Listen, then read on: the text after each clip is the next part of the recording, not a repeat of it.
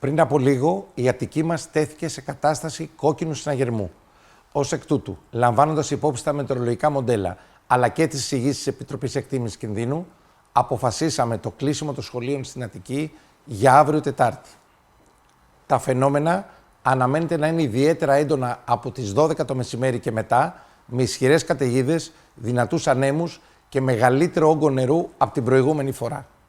Αυτό που μας ανησυχεί δεν είναι τόσο το ύψος της βροχής, όσο η ραγδαιότητά της.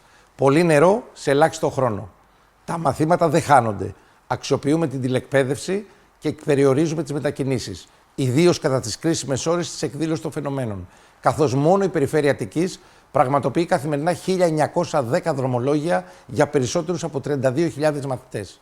Σεβόμαστε τον οικογενειακό προγραμματισμό. Γνωρίζουμε όμως τις αντοχές αλλά και τις αδυναμίες παλαιών υποδομών και επιλέγουμε να κινηθούμε προληπτικά.